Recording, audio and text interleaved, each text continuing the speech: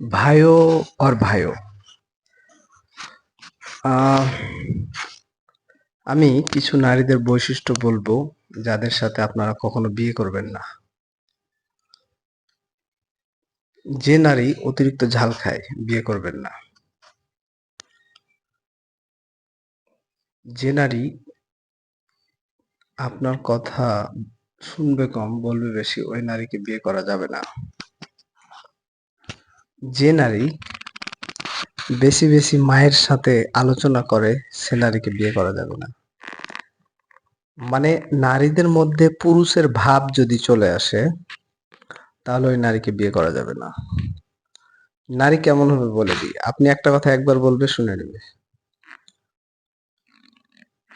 নারীর কাছে সবকিছুর ঊর্ধ্বে আইফোন, টেলিফোন, বুট, টাকা, থ্রি পিস, ৫,০০০ টাকার শাড়ি, এসব মেকআপ, আইব্রো, আইনালা, মানে নারীরা যেসব বিষয়ে ফোকাস করে এই সব কিছুর ঊর্ধ্বে হবে আপনি।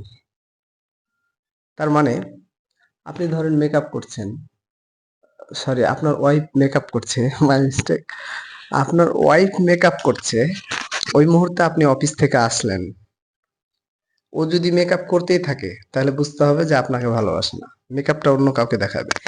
যে নারী ঘরে ঢোকার পরে মেকআপ করবে সে আপনার জন্য ফিট। যে নারী বাইরে যাওয়ার আগে মেকআপ করবে ও বেয়াদব। কারণ ইসলাম এটা সমর্থন করে যে নারী কেবল স্বামীর জন্য সাজগোজ করবে, অন্য কারো জন্য না। তারপরও স্বামীর পারমিশন নিয়ে সাজগোজ করবে। সো আজকে যেহেতু টপিক কোন নারীকে সাথে সংসার বাঁধা যাবে না, সো যে নারী আপনার মশারি টেনে ঘুমায় না, কয়েল বেশি জ্বালাবে, বা ফ্যান চালিয়ে মশা হাঁকায় যে নারী, বা কয়েল জ্বালিয়ে মশা হাঁকাবে যে নারী, সে নারী ভালো না। তবে অল আউট ব্যবহার করতে পারে কারণ এটা স্মার্ট, আর মশারি ব্যবহার করতে পারে। তারপর কোন নারীকে বিয়ে করবেন না? যে নারী বেশি মা ভক্ত, বোন ভক্ত, দুলাভাই ভক্ত, এসব নারীকে বিয়ে করা যাবে না। যেসব নারী তারপর চুপ, তো এইসব নারীকে বিয়ে করা থেকে দ্রুত থাকবেন। দ্রুত থাকবেন না, সরি মাই মিস্টেক, দূরে থাকবেন।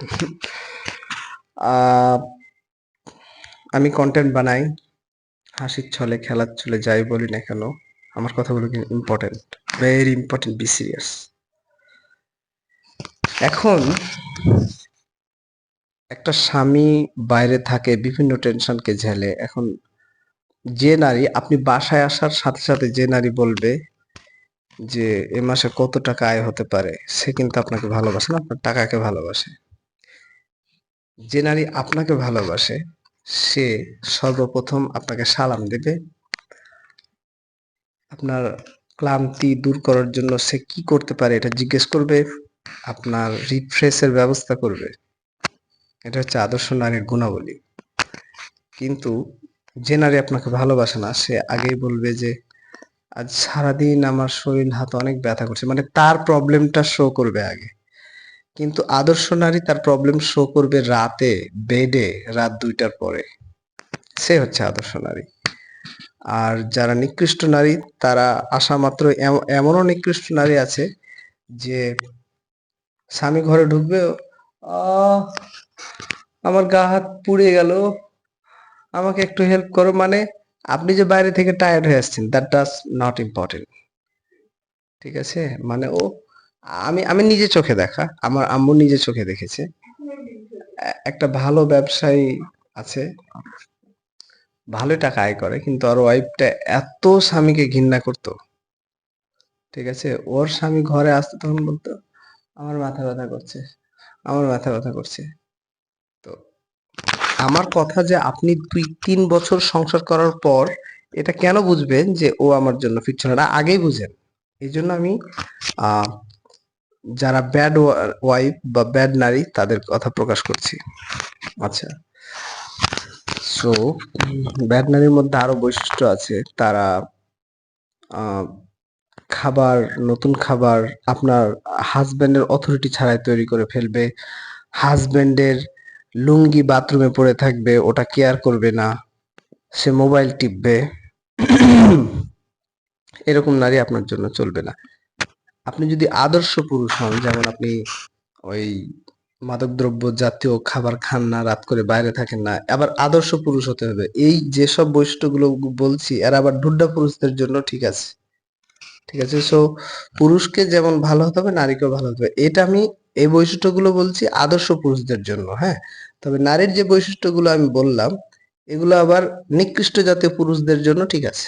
যারা বাইরে ঢুড্ডামি করে, কার মুরগি চুরি করে খায়, কার ২ টাকা লস কিভাবে হবে এদিকে ধ্যান থাকে। এইসব পুরুষদের জন্য আবার এই যারা আইনালাম, মাস্কারা এসব নিয়ে ব্যস্ত থাকে, এরা আবার ঠিক আছে।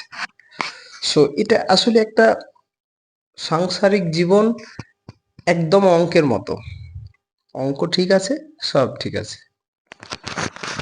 সো যে নারী নিজেকে বেশি চালাক মনে করবে, এসব নারী থেকে দূরে থাকবেন। যে নারী এটা বিলিভ করে যে আমি চাকরি করলে আমার স্বামী খুব পাছায় লাথি মেরে বের করে দিব, এ নারী থেকে দূরে থাকবেন।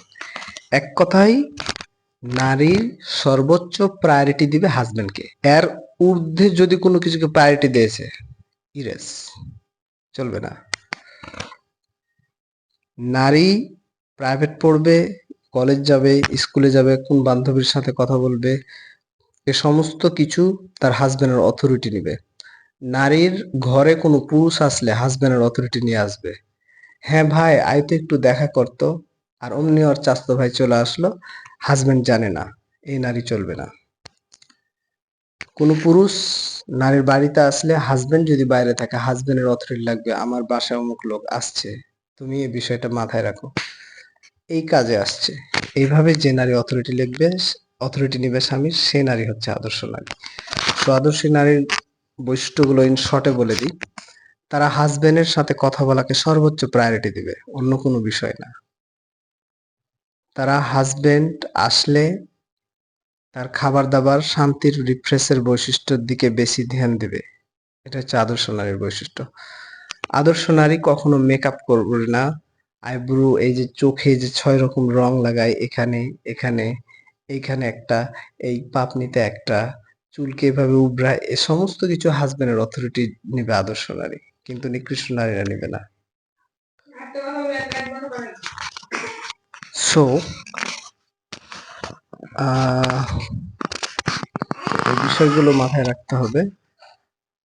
তাহলে আপনাদের আদর্শ নারী এভাবে আপনারা চিনতে পারবেন।